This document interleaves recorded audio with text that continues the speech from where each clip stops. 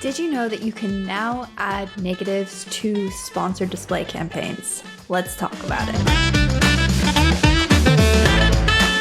So if you haven't been paying attention, or to be honest, this was a really easy one to miss because this update is only probably about a week old. So yes, you heard that correctly in the intro. You can now add negatives, negative product targeting to sponsored display campaigns. So first off, we're going to go through the report where you probably want to analyze to figure out what you should add in as a negative to your sponsored display campaigns. Then we'll go through where you can find and add these negatives into your account and one of the types of campaigns where you won't be able to add negatives. So the report that came out honestly a while back is essentially a search term report for sponsored display ads, although it's called something different. So if you go into your ad account and you go into your reports, you look at sponsored display, and then you can choose the matched targets report.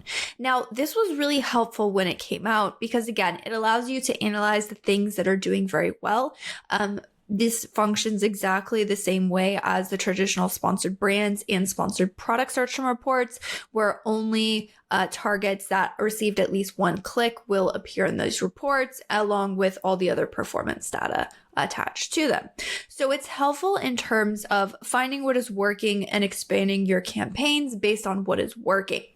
However, the other thing that it revealed to us are search terms, in this case, product targeting, that wasn't performing as well as we wanted it to. And unfortunately, again, up till only about a week ago, there was no way to optimize our ads for this. So all we had were insights into, hey, these things are not working well.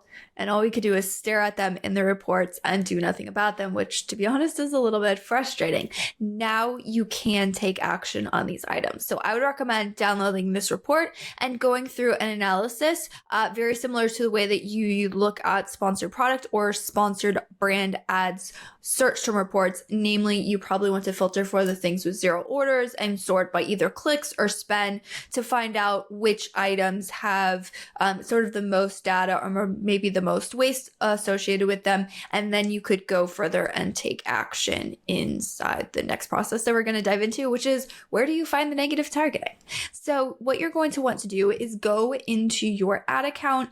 You want to find, so you can go into your account and you could filter by all of your campaigns by ad type and sponsored display, or if you have a particular campaign name that you found, again, in that analysis, you could filter to find that campaign. Then once you're in that campaign, these negatives are only going to be added at the ad group level. Currently, there's no negatives that are added at the campaign level, which honestly is fine. As a general rule of thumb, we would typically only use ad groups. There's some very select reasons why we would use a campaign level negatives. If you want a quick video on the difference between like an ad group or a campaign negative, I can make that video.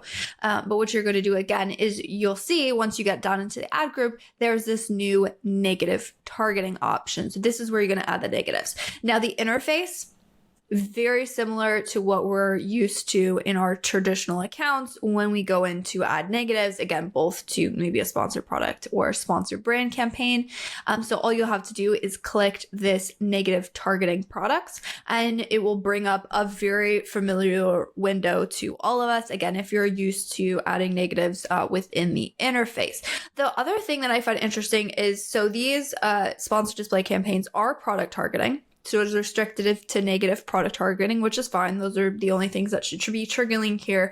But similar to sponsored product targeting ads, you can negate ASINs, but you can also negate brands, which can be very helpful if you're running, say, a non-branded campaign and you want to make sure that you're not targeting your branded ASINs so you don't kind of skew it up and make it seem like you're performing better than you are.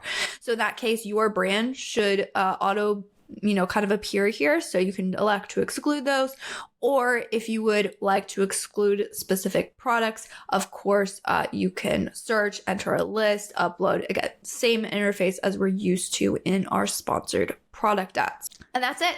pretty short and simple. Now, the other thing to note, I said that there was a certain type of campaign that you can't add these negatives to. That is specifically in the VCPM campaigns. So if you've chosen a VCPM campaign strategy, even if you're doing product targeting, you won't be able to add negatives into those types of campaigns.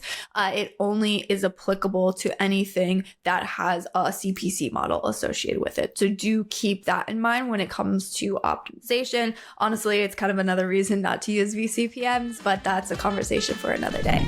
So I recommend, if you want to make sure you're getting more efficient with your ads, go and download a Sponsored Display Match Targeting Report. Identify places where you might have waste within your Sponsored Display campaigns. Make sure they are in a CPC model, not a VCPM model, and then go through and add negatives into your account to clear out that ad waste and make your spend more efficient and more effective. If you have any questions on this or future topics you would like us to cover on the channel, make sure you drop it in the comments and we will happily create that for you.